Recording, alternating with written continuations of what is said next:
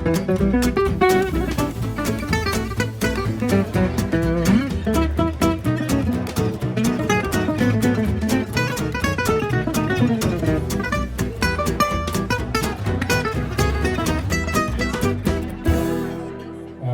welcome to this evening's Provocation Ideas Festival Mercer Collaborative Culinary Stratford Adventure. Say that twice. It's wonderful to see all of you here at the beginning of the new year and celebrating something innovative and new and old at the same time. I'm Mark Rosenfeld, the founding director of the Provocation Ideas Festival. And I want to talk a bit about the Provocation Ideas Festival, very short. City of Dreamers events this past year. But before that, I'd like to just do a land acknowledgement. In coming together, we honor the traditional territories, the Haudenosaunee, the Anishinaabe, and the Adelawang. These territories are subject to the dish with one spoon, Wampum Belt Covenant, and Huron Tract Treaty. We want to acknowledge the historical ties, contributions of the Métis, Inuit, and Indigenous peoples in this area and in our community and beyond. And we're grateful to have the opportunity to live, work, and play on this land. Some of you who have been to other Provocation Ideas events will have heard what I'm going to say. Some of you won't have been there, and it will be new. But I just wanted to say the Provocation Ideas Festival began in Toronto in 2022 and then expanded the next year, 2023, to Stratford, where my wife and I, Leora, moved in 2022. And each year there is a theme for the Provocation events. Last year it was the promise and perils of technology with a focus on AI. This year it's City of Dreamers. And City of Dreamers, through a variety of events and venues, explores the dreams and aspirations of those who lived and are living in the region, from its Indigenous presence to current and future inhabitants. It celebrates Stratford's ongoing invention and reinvention, and that's certainly been plenty, driven by its dreamers through community storytelling, discussion, culinary exploration, like this evening, geographic landscape, choreography, collective art creation, and the voices and imaginations of our children. The festival also aims to ask this year, next year, and the year later some provocative questions, such as, why do some dreams succeed in Stratford, and how the city would be different if unrealized dreams came true? Who has the luxury of dreaming? Who doesn't? And how might that change? What binds our community together, and how can divides be overcome? And where does Stratford's best future lie?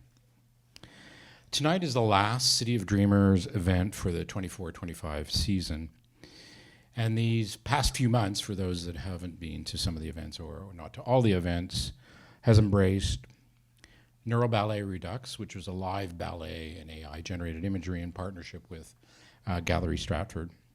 River of Dreams, which was an exploration of the Avon River, working with 19 local or regional artists, as well as our story, working in a variety of media to interpret the Avon River and what it means for the community. Shaping Tomorrow's Cities, which was a CBC Ideas event. CBC Ideas is one of our partners. Exploring the possibilities of cities tomorrow in partnership with Invest Stratford.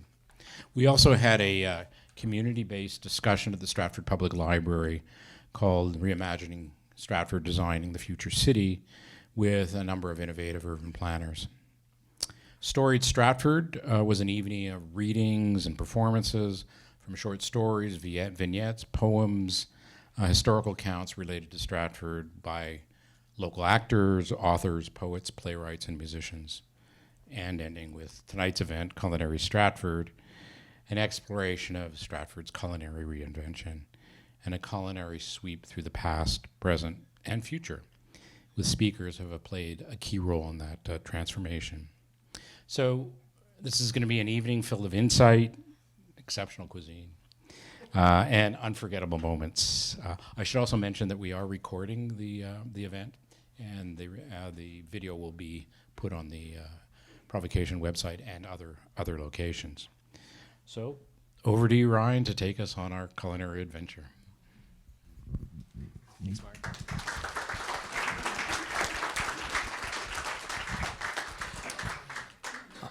Well, I have to get back in the kitchen, so I'll keep it brief.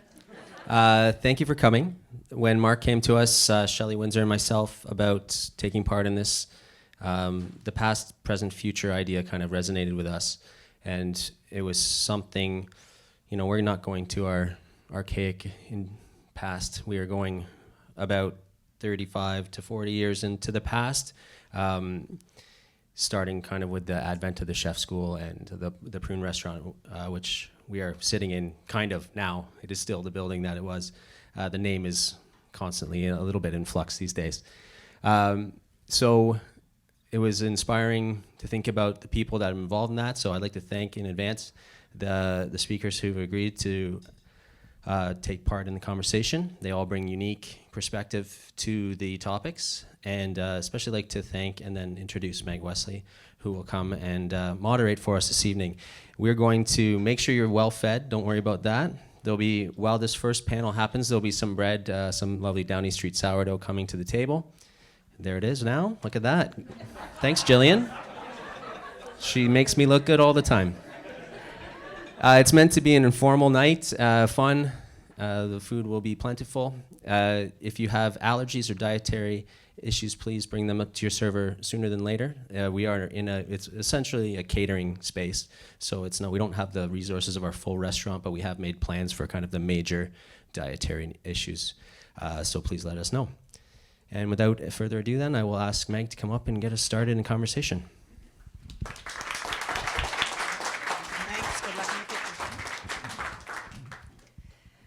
Good evening, everyone. It's my pleasure to be here to be moderating tonight. And just to give you a quick overview of how the evening is going to go, we have three sections of this discussion going linearly, so from past to present to future.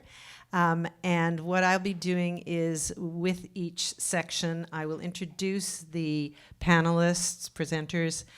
They will each speak briefly about their experience and perspective on past, present, or future. And then I will throw some questions at them.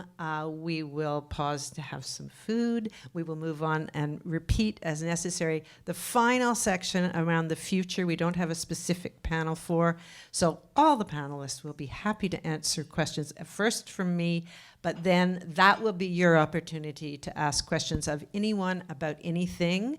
So if you feel questions brimming up in you as people are speaking, please hold them. You will get a chance at the end of the evening to throw out any questions you'd like. So again, welcome everyone. Happy to have you here. And without further ado, I'm going to introduce for the section on the past. I'm going to correct Ryan and say it's more like 50 years of the past that we're looking at. And I'm going to introduce, we have Eleanor Kane and Fred DeMartinez speaking on this panel. And we'll start with Eleanor. Eleanor Kane's name is more or less synonymous with the culinary scene in Stratford, I would say. She was part of the first wave of serious restaurateurs. She can tell you all about that as co-owner of the Old Prune, and a few years after that, co-founder and long-term director of the Stratford Chef School, which obviously had a considerable influence on Stratford's culinary scene. So without any further ado, I would invite you, Eleanor, to come on up and tell us a little bit about your experience and perspective on this. I'm just going to give you that. I don't trust you. Thank you, Meg, and thank you to Ryan and company, because for me, just being in this room is so special. It's a magical space, including the beautiful, now snowy garden. But my heart is like fluttering. so in terms of what Meg has asked me, or Ryan and Meg have asked me to discuss, the first thing is, what did this dining scene in Stratford look like when me, first moved to Stratford? We had traveled to Stratford from Montreal in 1976 to experience the Stratford Festival Theatre. My partner and dear friend Marion Isherwood was especially excited in that year to because of the presence of Robin Phillips, a British director who had ignited the Stratford Festival in 1975. Also, Robin's partner, Joseph Mandel, had purchased and opened the church restaurant, now known as Revival House. Joe brought over to Canada a complete kitchen brigade, all the people that you need to run a successful kitchen. He transferred them over to Canada from England to launch and work in his restaurant. Jim Morris of Rundle's had also recruited staff. Apart from that, the dining scene was rather bleak.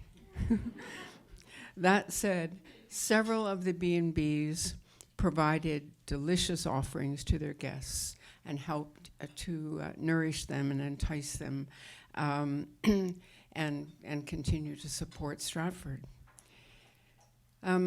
What was the main impetus to open the Old Prune restaurant, for us to do that? We didn't open a restaurant, we opened a tea room. Imagine that. Marion hailed from England, and things like traditions such as afternoon tea were very common, de rigueur. We were both ready for a change and moving from Montreal, and Stratford really beckoned for us. Our little tea room, which at that time, this room did not exist, okay? The tea room was up in the front space. It seated 24 guests maximum, and in these spaces, we served cakes and scones and tea. No drinks. No, we didn't have a license. And on our opening day, I'll never forget this, we'd invited certain people to come, or people that we'd newly met, and invited them to come for the opening, including Joe Mandel. And I'll never forget, he walked down the hallway and he said to us, "God bless you too." In other words, at least he was going to have some companionship in the industry. So much of our early success came from the acting company, where we would meet them in the town and say, "Come to the Old Prune, and we'll treat you to a lunch or something." And as local people started to support us, they helped to spread the word. We inched forward slowly. And yes, we did finally secure a liquor license. It took a long time. The question is, when did you decide to start the Stratford Chef School? And what were some of the hurdles there? Well, in order to grow the culinary scene, we, meaning Joe Mandel, Jim Morris, and myself, we knew that each of these restaurants, Rundle's, the Church, and the Prune, needed trained, skilled workers. Recruiting and training were a huge hurdle and expensive. So we presented a proposal to what was known as the Canada Manpower Organization, the agency, and a gentleman, John Evans, who was then the director, he said, if you create the plan, I will find the money. He really believed in the possibility that the culinary aspect of Stratford needed work, and he would find the money to help us do it, and he did. I have a. Oh, I'll do that later. I have a photograph here, which I'll pass it around, which was our very first graduating class, and they're seated. They're standing outside of the church restaurant, and very very proud in their uniforms and so on. And there's the images also of Jim and Joseph and myself. So the word spread. We had less trouble capturing people to come to Stratford. On the 10th anniversary of the Chef School, we sponsored something called Northern Bounty, which was a national conference across Canada, people coming from right across Canada, and was held in Stratford in 1993. And that conference gave birth to the dream of forming an alliance called Cuisine Canada. And that Cuisine Canada was in place for a couple of decades beyond that.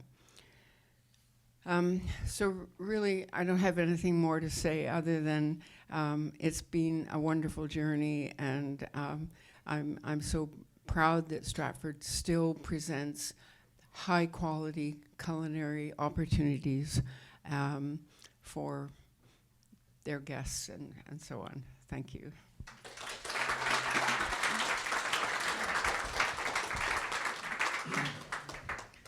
Thank you so much, Eleanor. It's so great to hear about those golden days way back when. Next up, we have, let me find my place, Fred DeMartinez. Fred, his wife Ingrid, and their family own Perth Pork Products.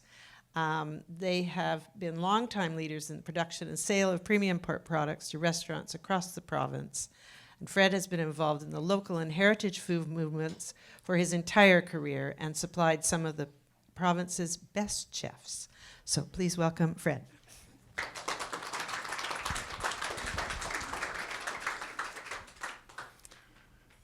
That's actually more than enough, so I might as well go and sit down.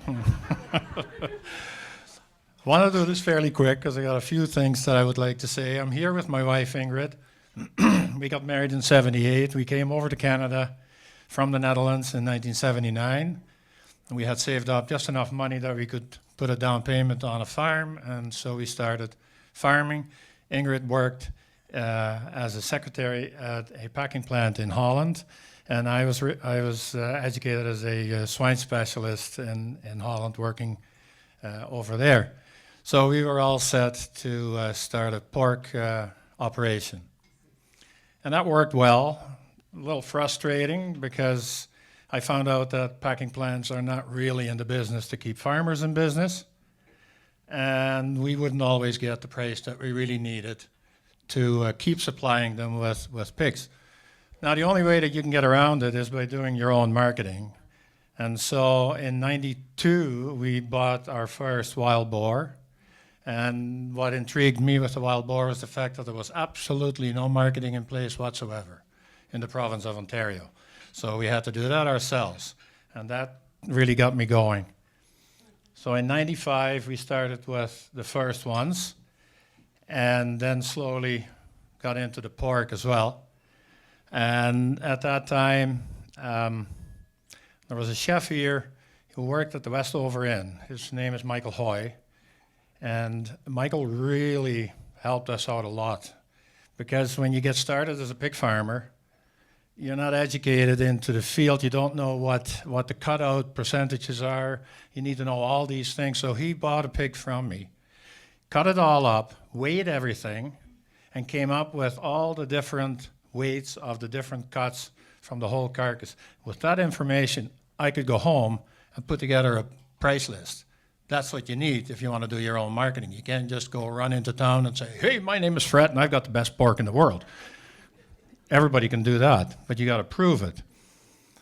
So with that in hand, we started locally here with the restaurants in Stratford, and then slowly started working with the chef school as well. They would do a case study on our farm, since we were selling to restaurants and butcher shops as well as raising the animals.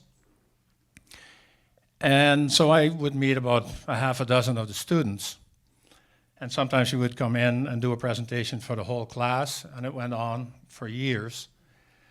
And what really helped me with that was when I was out in the province, in Toronto, any really big city, and I would walk into a big kitchen, all of a sudden some person would pipe up way in the back, hey, Fred, is that you? And then the chef would look and he said, you know him? And I had an in before I was even in the kitchen. So that really helped me a lot. Savor Stratford was another event that was organized in Stratford for a few years that really helped us a lot, because the local movement was coming up, and of course we're all about local. We only sell in Ontario, but we don't do retail. We only do wholesale. With a farm, you have to have a certain volume, otherwise you just don't have enough income to make it worthwhile. And we achieved that, and we're glad that we're at that. Our son and his wife took over the farm and are doing all the hard work now, so that I can come out and enjoy a fantastic meal over here and do what I tend to do a lot anyway, which is talking. If you've got any questions on production and so on, like Meg says, I'll be more than happy to answer them at the end of the evening. But for now, I think I should hand over the microphone. Thank you very much.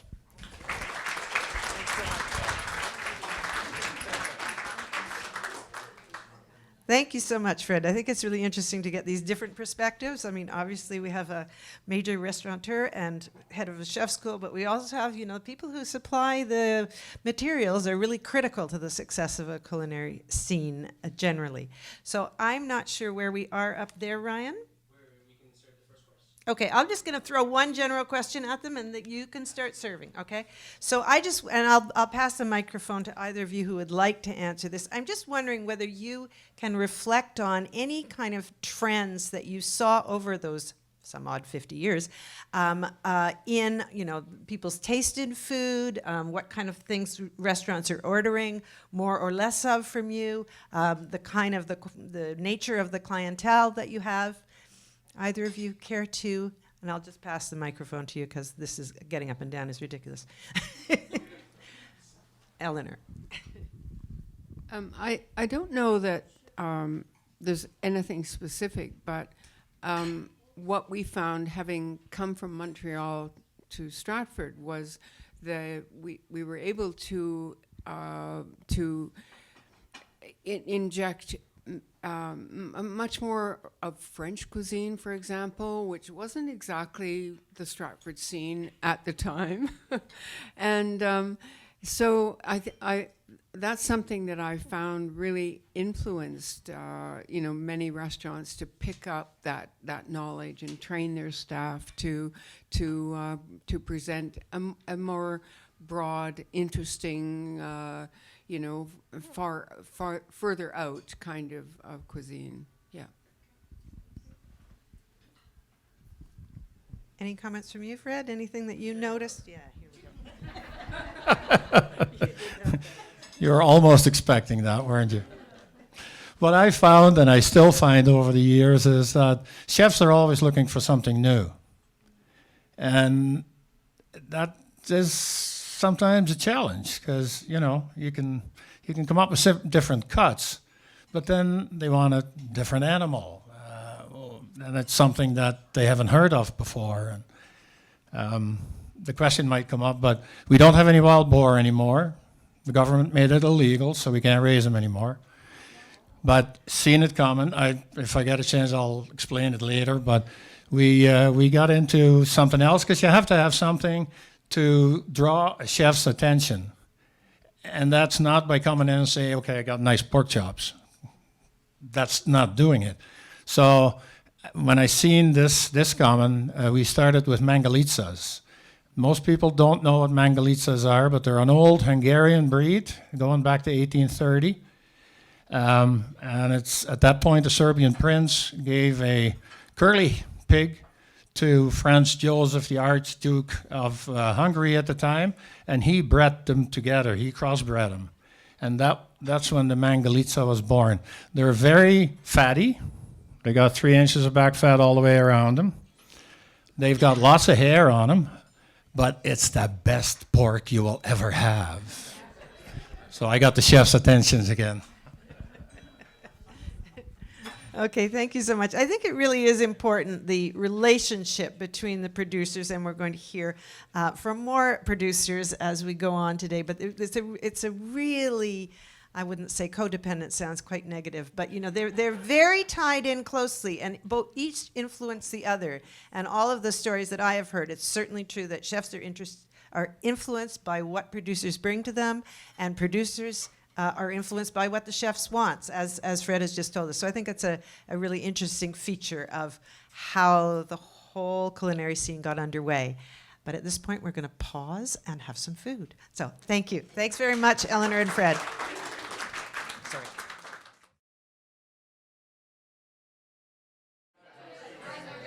Hello, hello. Could I get your attention back again, please? I hope thank you. I hope you've enjoyed the first course. I thought it was pretty delicious myself. And we're now going to move on to talking about the present. And we have 3 presenters talking about the present, and we are going to start with, I had it wrong. Ryan, we're starting with you. So I'm going to start with Ryan and Sarah Drudge, who are right here. Drudge are the owners of East Hope Market Garden, organic vegetable producers in Wellington County.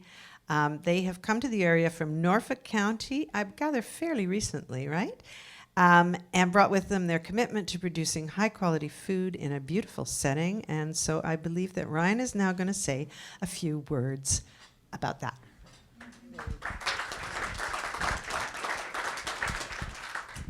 Just a couple quick corrections first. We are in Wilmot County, just on the border road with Perth County, and we came from York Region. The region's that way, near Toronto. County's over here, so yeah, no problem. So we've been asked to talk about our perspective coming from elsewhere and kind of trends we saw there versus here. And I guess the biggest one, sorry, I need to grab my notes here. So we were asked to talk about what brought us to this area, and it was kind of just the COVID mix-up. As you know, a lot of people mixed up their lives. There was a lot of development pressure in that area. The land started to get used more and more for housing development and less for agriculture, and that drove up land prices to where it became basically impossible to produce enough revenue to stay. So we started looking for alternatives, and through serendipity, a property became available for us out this way, just outside of New Hamburg, which is where my family lives. So we decided to make the move, and we knew we had to. We farmed for 4 years in York Region, and we knew we had to find a market pretty quick. So we kind of looked at the different markets in the area. There's the big ones, the Stratford Farmers Market, the St. Jacobs Farmers Market, and the Kitchener Farmers Market, and we kind of liked the small, less tourism forward aspect of the Stratford Farmers Market. So we signed up to start selling there. And then we were kind of open to anything after that. And it just kind of seemed like Stratford is where the people who wanted good quality organic vegetables seem to be. So we just keep selling more and more to different outlets in Stratford, including Mercer Hall. If you get their salads in the summer season, that will be our greens. That's exciting. And so a big difference that we've noticed from York region to this area is, I would say, kind of culinary education, if that makes sense. We found it harder and harder to try to sell, healthy vegetables or well-grown or unique vegetables. People seem to just want the easy-to-cook vegetables or already prepared things in that region, and it has been exciting for us to come to an area where people know the unique, lesser-known vegetables and really want it. There's a big hunger for it here. So I guess as newcomers to the area, we see the hunger that a lot of people have in this area for well-grown vegetables. And yeah, I recognize quite a few people actually from the farmers market, I think. And trends that we're noticing and kind of ways we're changing how we grow is we're starting to grow. We're continually growing more and more kind of smaller, fresher vegetables. So we everything we harvest is within 24 hours of it getting to the consumer, and that seems to be what people really want. The flavor is like at its peak, and it will last long and all that. And as far as the farmers market in Stratford, it seems like people want, we call it fresher more often, which is actually a Tim Hortons tagline. We used to work at Tim Hortons and they introduced the fresher more often thing, but it's stuck, and it seems like a lot of our customers would rather buy smaller quantities and even smaller vegetables more frequently than have. So a good example is cabbage. We sell a lot of very small cabbages. It works well for us because we have a small growing space, so we can grow a lot of small cabbages. And people seem to rather, or to prefer buying more small cabbages more often than the big cabbage that they then have to hang on to for a month. And so we've kind of steered things towards that. Not necessarily smaller quantities, but smaller individual vegetables, which also have the best flavor, as I'm sure a lot of you know. They're not watered down by rapid growth, so we try to grow really nutritionally dense, flavor-dense vegetables, and that seems to be working so far. And I think that's all I have for now.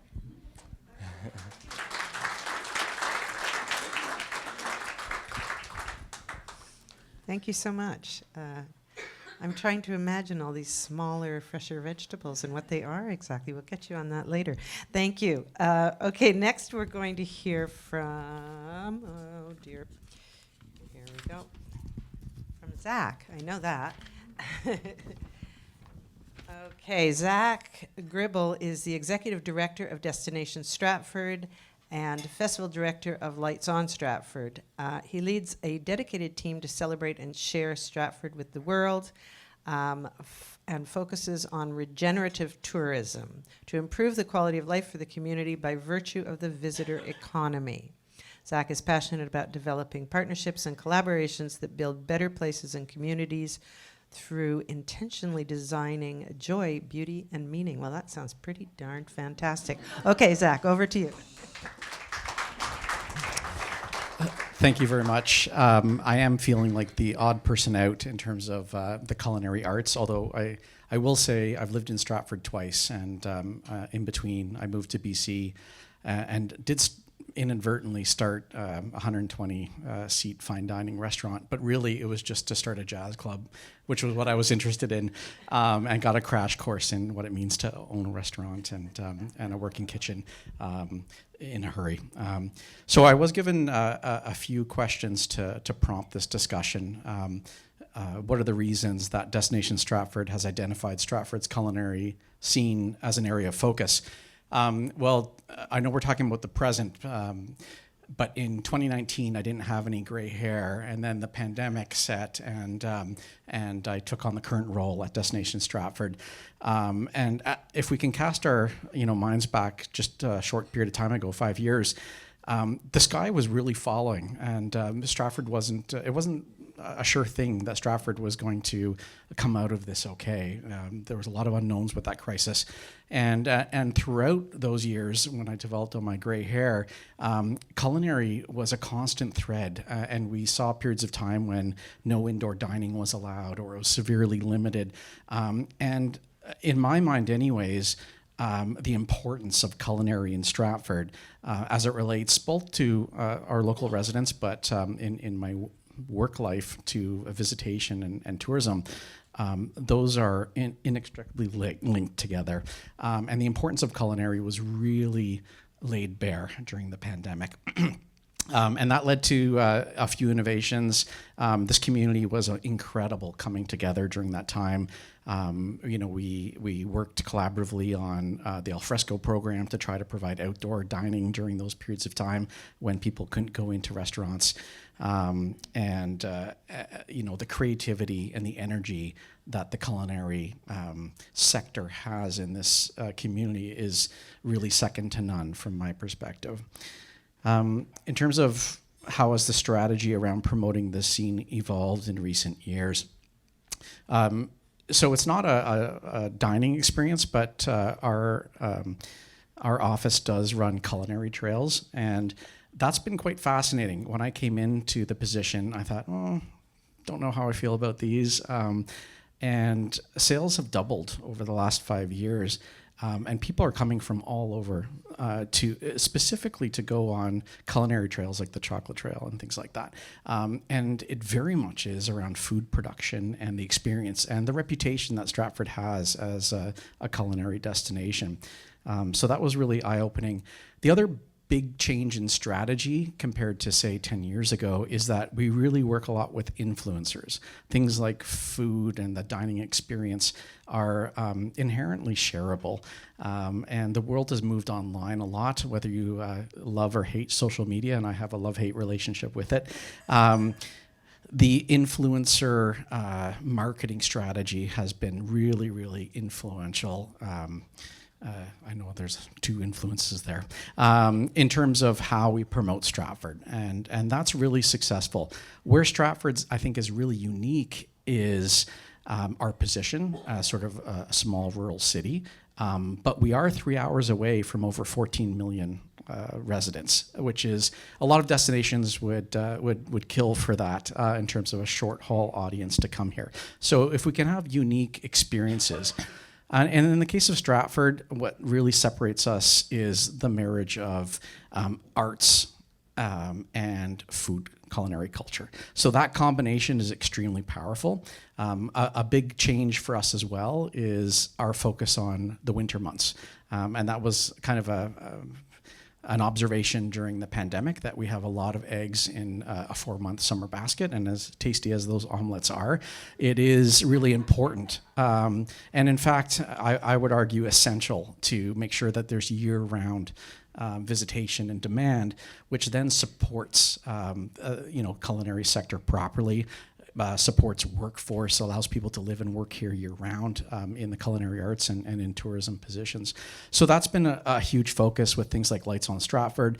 But things like Lights on Stratford and cultural experiences don't work when they're not connected with great food and great support, great accommodation.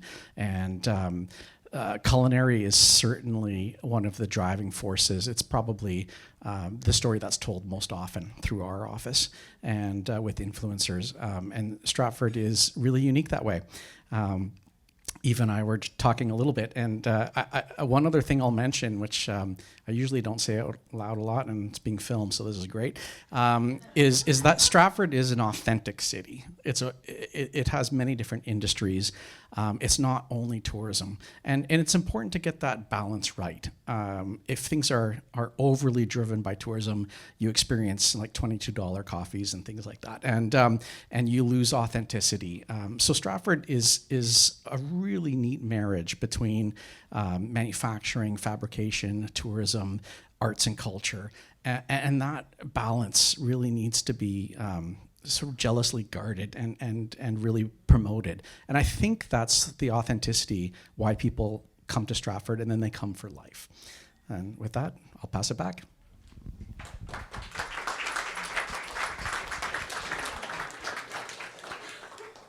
Thanks so much, Zach. It's really interesting, again, to get that perspective, from as you're trying to market this city to the world, to see the role that you see the culinary scene playing, and that's fantastic. All right, our last panelist for the present is Eva Santini, chef and local food advocate, and a graduate of the Stratford Chef School. In fact, I think I just heard her say that she started her working life in this building when she was 13 years old. So there you go. A long history for Eva. She has lent her talent, hard work, and imagination to some of Stratford's most loved menus and restaurant concepts: Pazzo Pizzeria, Taverna, Café Buffon, Starlight, and the Flour Mill, to name a few. Eva is a believer in high-quality food and dining experience, as well as using the restaurant to advance the culture of a local and sustainable food economy. So welcome, Eva. We look forward very much to hearing your perspective on the present. Thank you for that warm welcome. And thank you to Ryan for our delicious first course, a blast from the past. This beautiful pickerel mousse and hollandaise, a classic.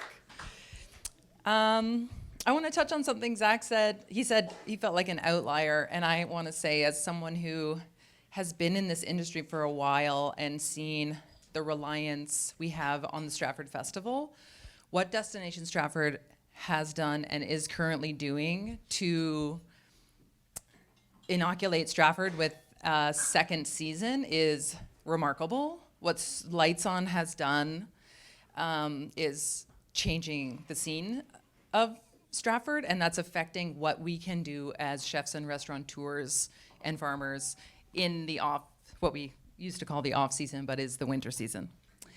Before I get to my prompt questions, the other thing I will mention is the season has, what I've noticed from the difference over the 10 years ago to now is the reliance on the festival season. It's sort of shifted the calendar. We used to have this sort of idea that we have May to October, and this is, you make hay when it rains or whatever. And now it's when the sun shines. Yeah, I always say that. Anyway, you need rain too. And now it's become this, July is nice, but August is really when it gets rocking and rolling. So it has become this August really is when the restaurants are full every night. It's really vibrant here in the community. But thanks to the other programming in our community, it goes far beyond the November extended season, and we're getting things into December and January, and you're seeing a lot more vibrancy in the community. And I'd say that's the biggest difference I have noticed is like the season has shifted, and it's made us all have to adapt and innovate. Yes, anyway, back on track here. So a great question. What does the Stratford culinary scene do uniquely well?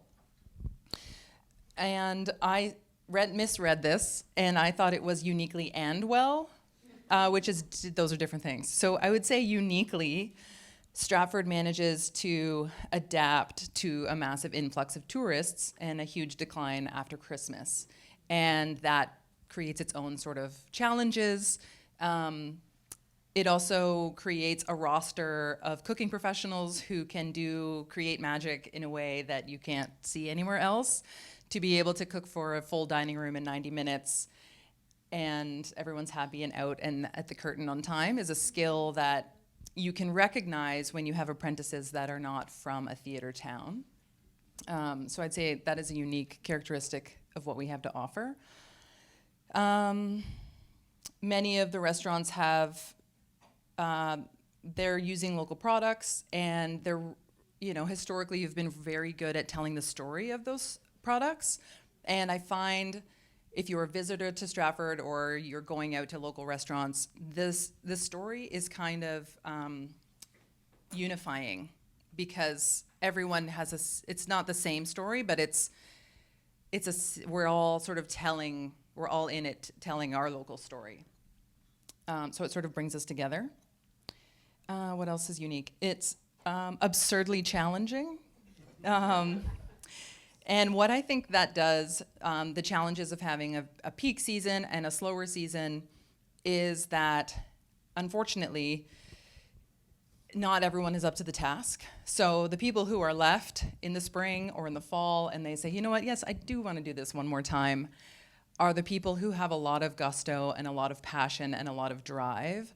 So the creative bar and the culinary expertise in this community is unsurpassable, because there's just excellent teams of hospitality workers that have a passion and a drive that you can only get from succeeding at reaching just getting through a season in Stratford. It's very challenging. And then, so those are unique things, whether we do those well. What I do think hospitality and the culinary scene in Stratford does exceptionally well at is our hospitality. Making tourists feel at home, making locals feel at home. Hospitality is an art, and it is more, I believe in the culinary. I'm a chef. I am very pro-culinary, but the hospitality element of that is what brings people back. And Stratford has a warmth, and again, back to that story, Stratford has a story, and we're telling it. And thanks to the chef school and the teamwork and the collaboration in this community, we're really, we really set the benchmark high in hospitality, and I think we do that really well. And the other thing we do well is, this is obviously, it's all my opinion, but I think we compete really well with each other. And I would say compete and cooperate. And I was debating whether or not, is Stratford competitive? And I don't know if competitive is the word, but we do have to, there is a pie that everyone is pulling from, and I think there's a business self-awareness that people in the community have about it's not about staying in your lane, but it's about being aware of what's happening in the community. You won't see a lot of overlap of events. You won't see a lot of sameness. People are very aware of what their neighbor is doing, and can we collaborate? How can we? And I think that is, this word was coined at a Savor Stratford. It's co-opetition. So we're competitors, but we're in this together. And the sense of community, at least among the chefs and restaurateurs, I feel, is pretty. We do that really well, and it feels pretty special. And that's where I feel we are today.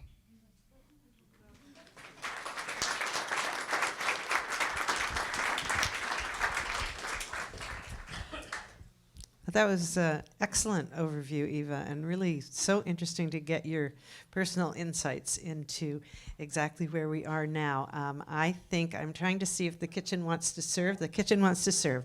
So I won't go on any further, but I think really thank you all the panelists who have spoken now, because there's only one remaining person to introduce, which I'll do as we start the future section, and that's Ryan O'Donnell himself, who will come out of the kitchen and spend a little bit of time sharing his thoughts. But for the moment, thank you so much, panelists, and thank you all again for being here.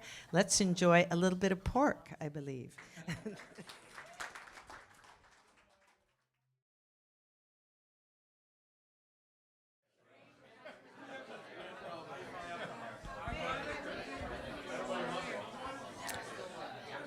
Hello, hello. I'm going to ask for your attention again. Thank you. Yeah. So I hope everyone has enjoyed this delicious meal. Yes.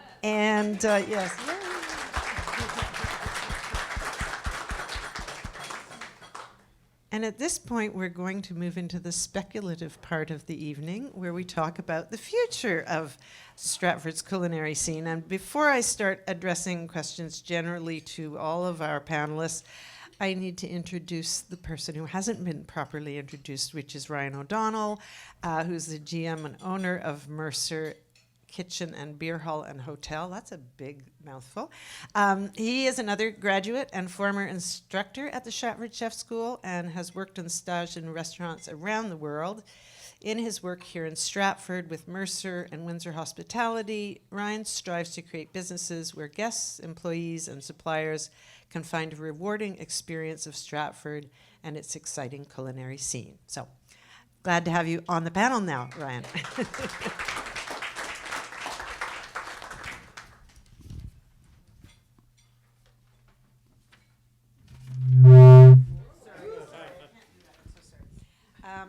Too close to that speech. Okay, so I have a few questions here which I'm going to throw out, and any of you who would like to, just let me know and I'll pass you the microphone. And these are to do with the future. So the first question is, what are some of the trends emerging in Stratford's culinary scene from a food and flavor perspective that you think might influence the future? Eva. Okay. As soon as this is in my hand, I start to sweat, so I forget what I was going to say. The trends, we were talking about, Eleanor had talked about the influence of the French culinary style coming in the beginning of Stratford's beginning. And I think in addition to the culinary aspects of French cooking, it has a lot of structural aspects of the brigade system, all of which I think are important. But in terms of culinary wise, I think the foundations of French cooking are used in a lot of kitchens, but there's been a bit of a broadening out from that. So you can even see, I'm sure, the techniques used even at Mercer, at the vast influences on Ryan's menu. There's French techniques, but there's international flavors and different styles of food on one menu. And I think that is definitely a trend that has been happening in bigger city centers, but it is trickling down into Stratford. So I think just more international flavors, but with these sort of French foundations. And secondly, there's kind of a going away from prefix menus or bigger dishes into there's smaller sharing plates, or a menu will have a larger section of appetizers, and they're just sort of the way menus are getting written are more, you can use them in different ways. And I'm seeing that in different styles at different restaurants. Anyone else like to speak to that question?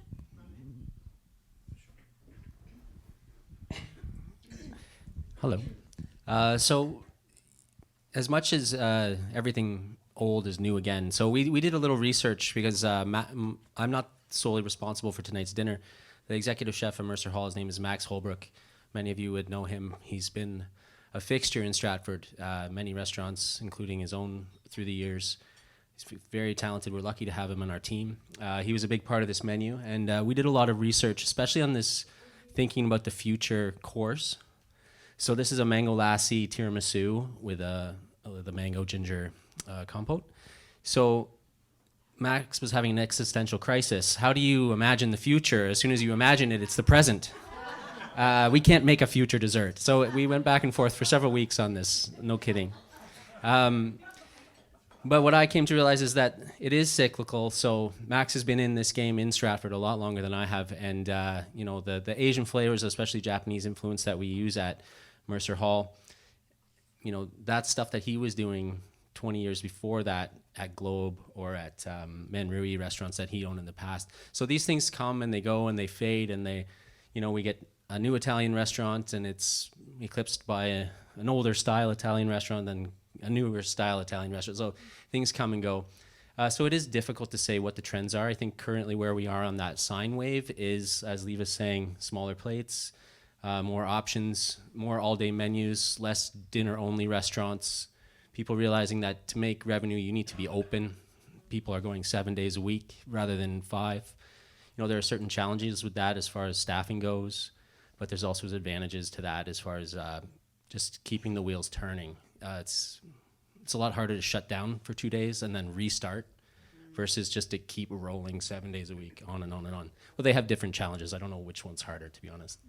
So one of the choices with the flavor profile in this dessert was the influence of Indian flavors. I think that is something that is a demographic that's coming to Ontario, coming to Stratford. It's definitely going to have influence on who's working in town, who's living in town, and what they want to eat. And we will see more halal menus. We will see more of these types of flavors emerge all through the spectrum of restaurants. Anyone else want to speak to that particular question? Okay, you started on this, Ryan, but I think it's interesting. Or what are some of the challenges that are yet to be conquered in culinary Stratford?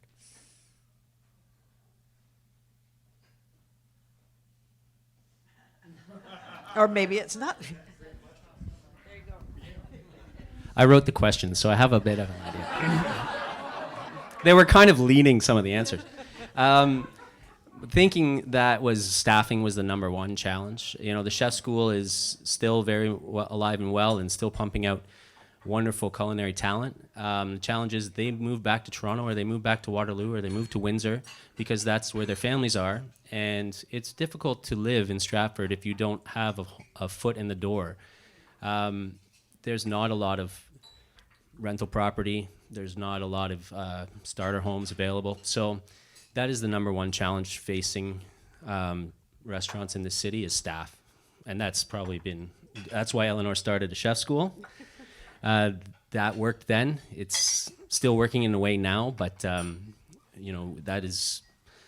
we meet and we have culinary work groups through Destination Stratford every spring and talk about what are the challenges, and we talk about busing people from Cambridge and things like this. And these things will become a reality. Currently, Facebook rideshare is how most, I would say 30% of the staff working in restaurants get to work from Cambridge or Kitchener or Waterloo. So that is huge. The seasonality, as Eva talked about, it does make us stronger. It kind of toughens us and separates the wheat from the chaff, but it will yet to be conquered. We have to get the festival to do a Christmas show, and Zach has to do fireworks in the spring, and we're working on all these things. They're getting better and better. Do you have any thoughts, Jack? It's really echoing what Ryan had to say in terms of seasonality.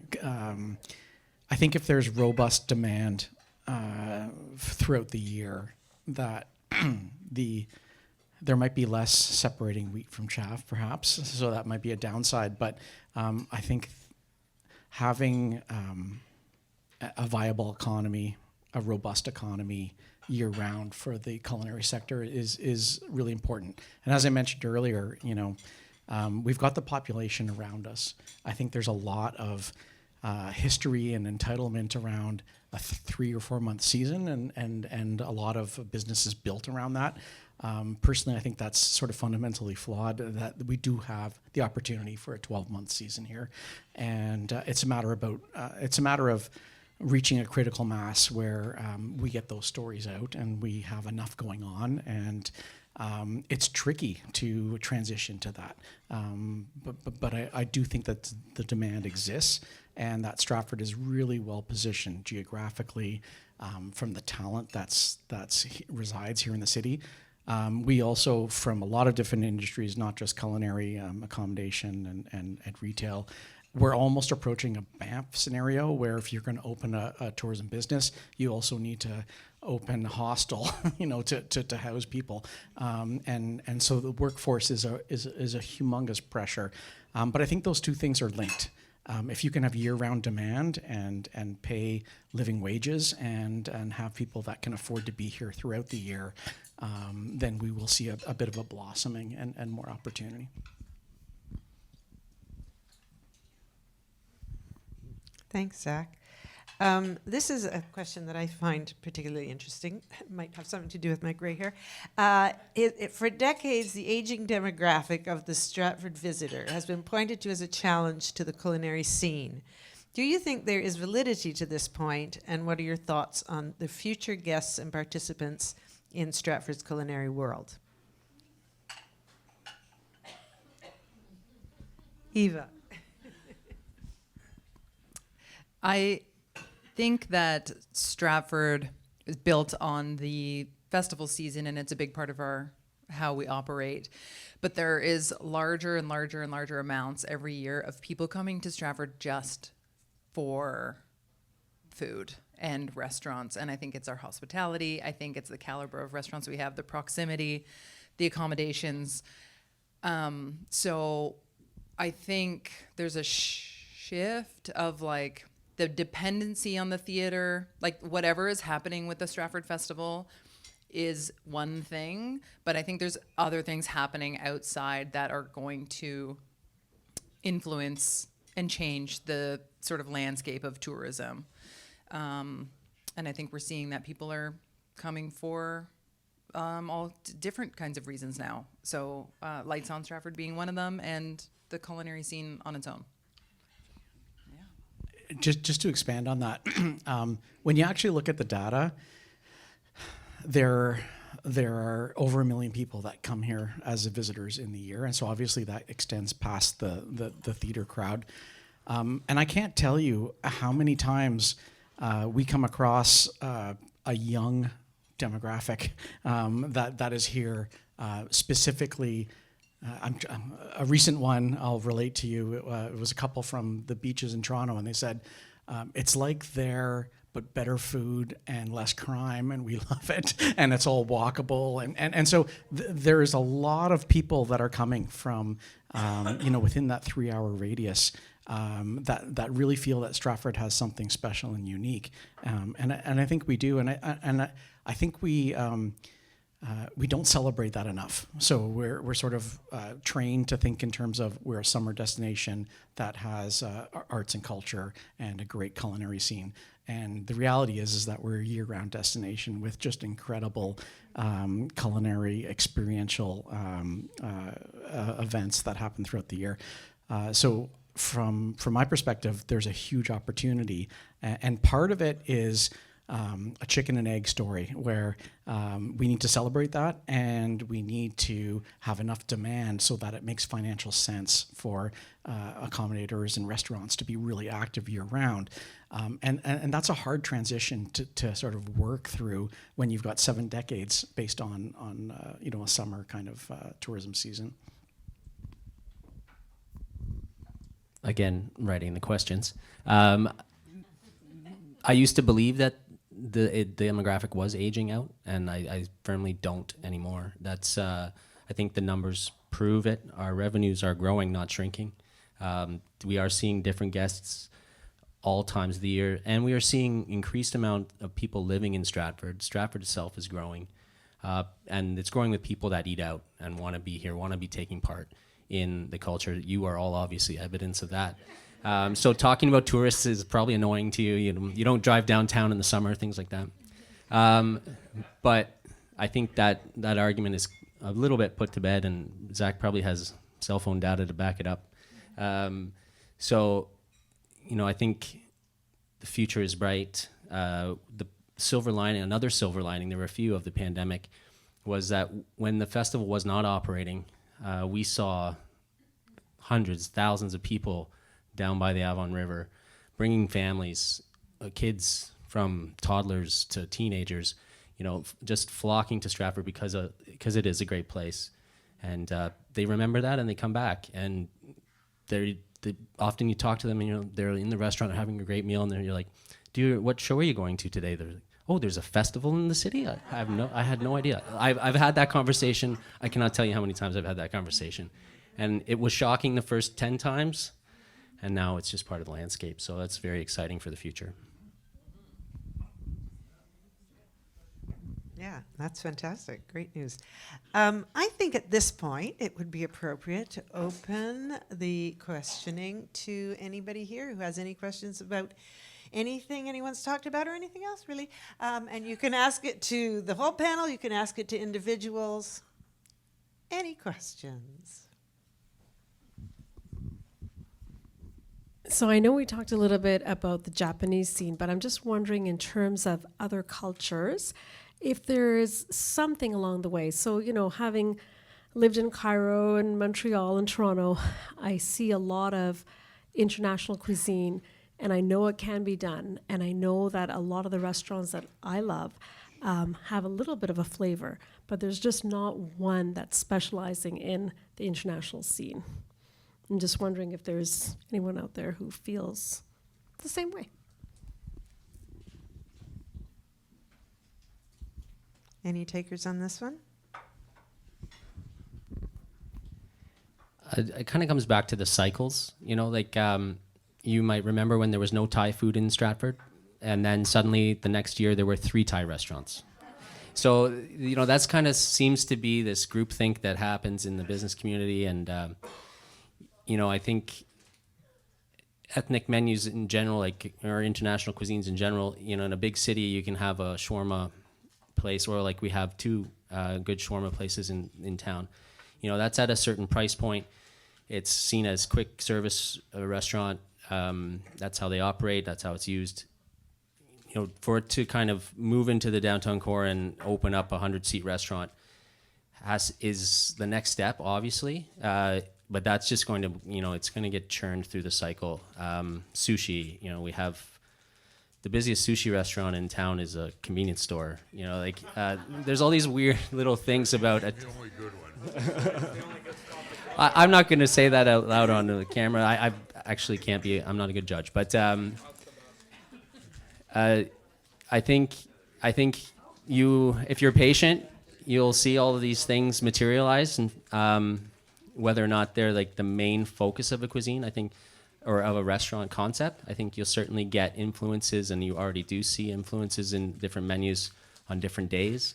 It's just you have to kind of hunt around.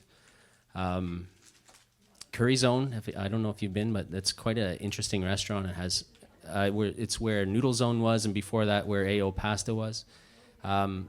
Very good, and they're doing their own thing there. That's kind of a Perth County Indian food, reacting to the guests that live here in Stratford and what they're looking for. They're inventing curries that don't exist in the Indian kind of repertoire because that's what people here want to eat. So these things will continue to evolve. Unfortunately, we just have to be patient. It does take money and time and a lot of effort to open a restaurant and work in a concept, and you really have to know it's going to work before you take that risk. Thanks, Ryan. Any other questions? Okay, you can have 2. I have two. Ryan, first of all, how many varieties of veggies do you carry? Do you grow? You. It's Ryan? Yes, it is. Yeah. And do you have a greenhouse? Yes, we have 2 unheated greenhouses, and we're probably going to double that amount this year.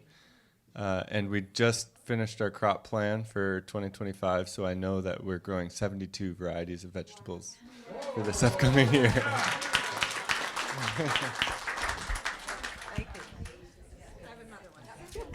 This question's for Fred.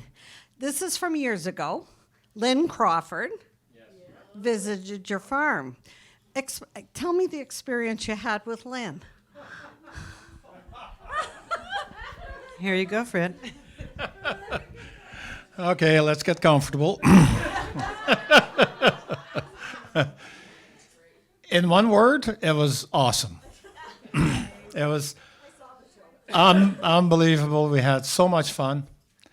And for us, we're pig farmers, you know. We're not into media things like that, and it was quite the learning curve. Yeah. How many people actually saw it? You know, it's It was like the best show ever.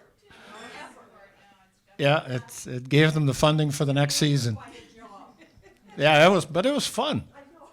It was a lot of fun, and she made it so easy. And then at the end of the show, they take your kitchen table, and luckily we had a big one, and they put her out in the front lawn, and they bring the staff to do all that. They send us out to go and have lunch, and then everything's set up, and they start taping again, and then that's when the meal's being served that she cooked up in our kitchen, and it was all about wild boar. It was awesome. Oh, we had a lot of fun. Yeah. So did you know that it took 6.5 days to tape that? Wouldn't surprise me. 6.5 days for a half-hour show. And at one point, I had to tell her, I says, well, listen, I got to go. I says, I had to go to Toronto. I says, I got to deliver pork. He says, I can't be here all week. I says, that's okay, we'll do something else. So they worked around it, yeah. And the part with our son was not on the menu.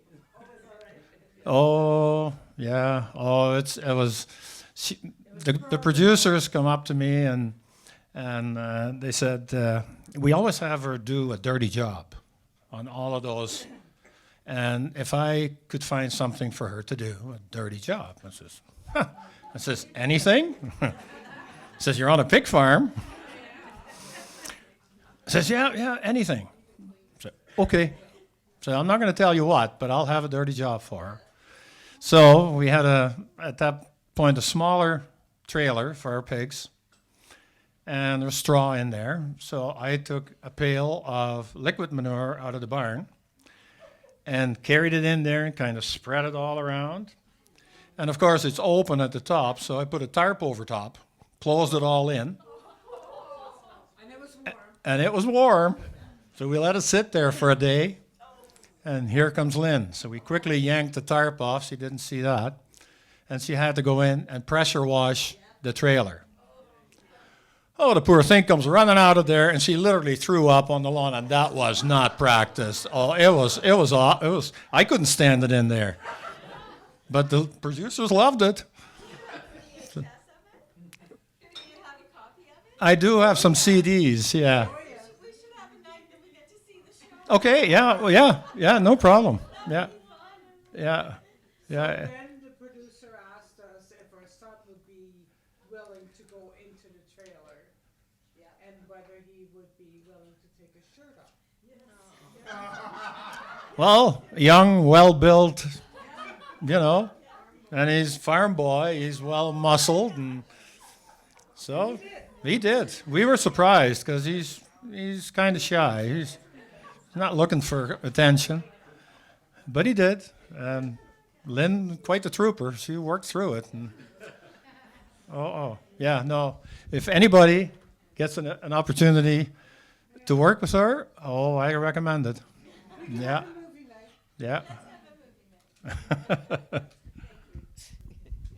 Thank you. Here, another question.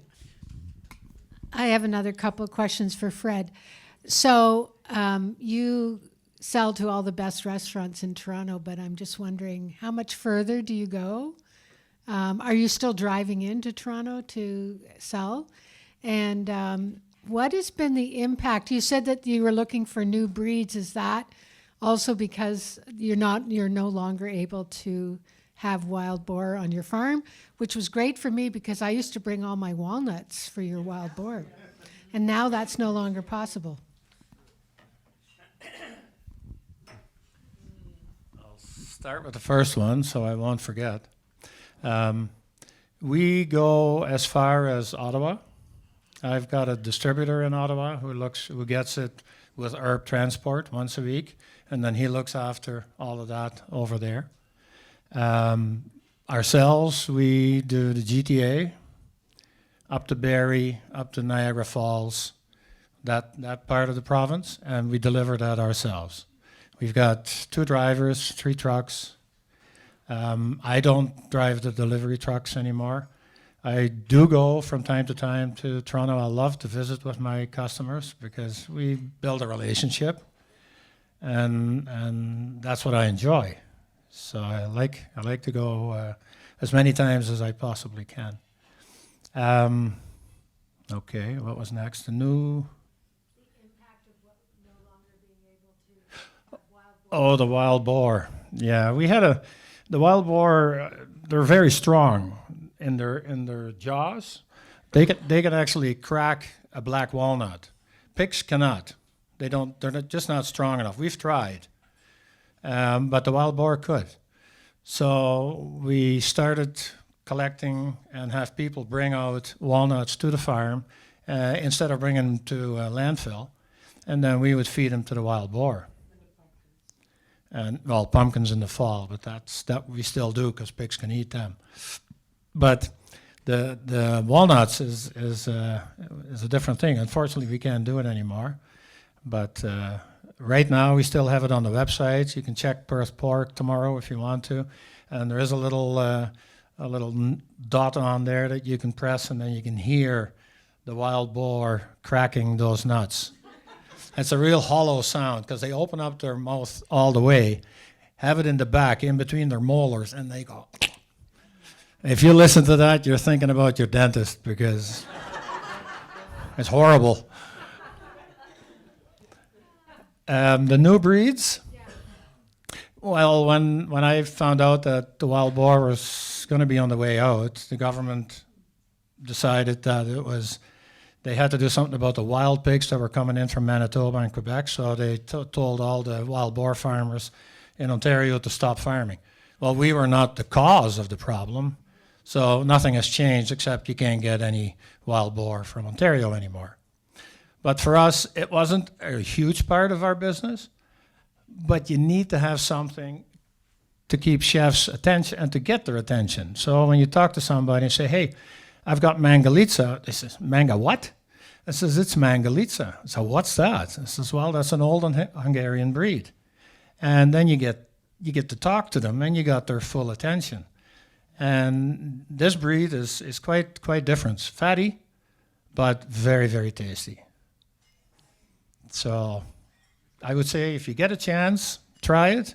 There's a lot of butcher shops in Toronto that and in and around that have it from time to time, not all the time. But we make it. No. Unfortunately. At the farm? Yes, we could, but we definitely need to know this ahead of time. We don't have any inventory. Okay. No. It would be fresh that week, and we could accommodate that, yeah. So, yeah. I'm wondering if there's anyone sitting up top who has any questions. I feel like you've been so far away from me. You have a question? Sure. Yeah, okay. Thanks. So looking at the future, artificial intelligence obviously is affecting all industries. Do you see that as an opportunity, a threat, or something in between, both in terms of menu generation, recipe generation, or any other possibility for the future? I mean, it's a general question, but also specifically for Stratford.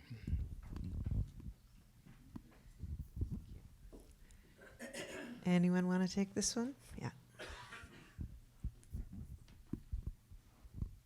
I don't think we're months away from AI restaurants or AI chefs by any means.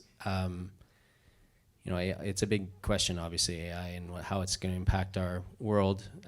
It does seem to be taking the creative jobs first. I know that's a very popular line of discussion, but I did try my hand at writing a menu once, AI versus a living chef. It wasn't part of your event market. It was a St. Patrick's Day menu, a brunch menu. It does a great job. There's no question about it. But does it speak does it have the connection of the person that lives in the city, knows the guests in the room, knows the restaurant, knows what's in the fridge? You know, there's a lot of elements of a personal, a human skill still involved in chefing at a creative end. I don't think AI's innovating. The menu it generated was a perfectly functional brunch menu, but it wasn't innovative by any means.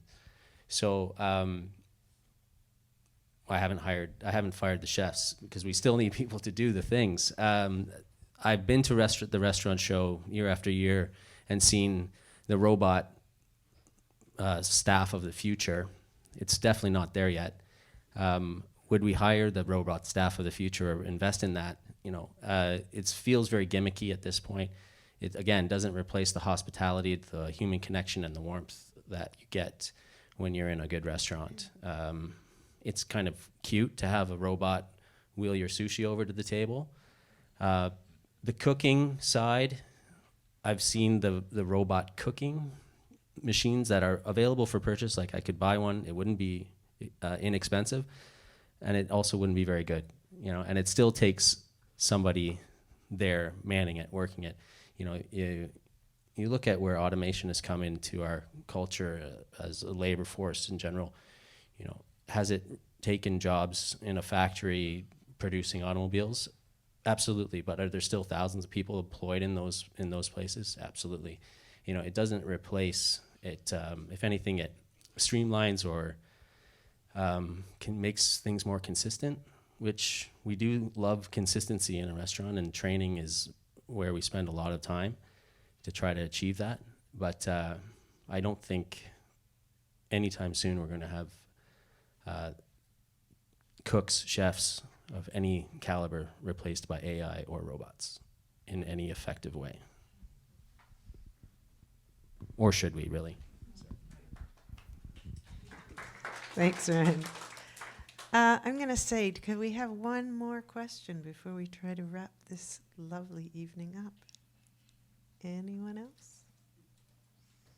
Well, maybe we won't have one more question. Any other things that anyone on the panel would like to add to this discussion of the past, present, or future? Yeah, here we go. And I'll pass it over to Ryan. You can just keep it now. Thank you, Meg, for everything. Eleanor, thinking back to 1978 or 77 when you have a tea house and thinking about opening a chef school, were you imagining Stratford like it is now? Or were you just trying to see the end of the next season, the end of the next week, the end of the service? And, you know, how does it make you feel to look at it like it is now? Well, we certainly weren't imagining Stratford as it is now, because year after year, this Stratford evolved in such a beautiful way. There was a joyous kind of engagement of community to what we were trying to do, and then with the chef school, it was exactly the same. There was a resource behind us, you know, that was so helpful. So no, it was it just evolved and maintained in such a beautiful way. And tonight is for me. Tonight is an example of that. It is a community coming together to think about the possibilities, to understand the challenges, in the process of that, experiencing a beautiful dinner and experiencing the camaraderie that is here, the belief that we have that there is something so precious that we have to keep it going, to understand it, to support it. And I thank Randy and Ryan and all of your team for imagining a night like tonight, because it brings together these people. It brings together the resources. And I can only say thank you for that.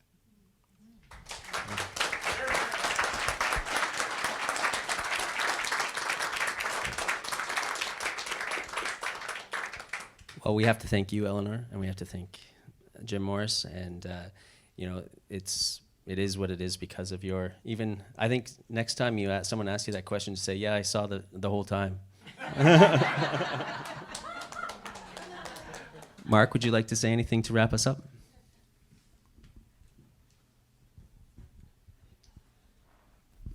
That's a hard follow-up because I think Eleanor has said it brilliantly in terms of the culinary transformation of Stratford and both what is accomplished and the major accomplishments, as well as looking ahead to the future. And based on what has been accomplished in the past, I think everybody has lots of confidence in the creativity that's going to take us forward in the future. So thank you to all the speakers, and thank you to the culinary staff and to the chefs and for creating a gorgeous meal, a delicious meal, and we're really grateful about that.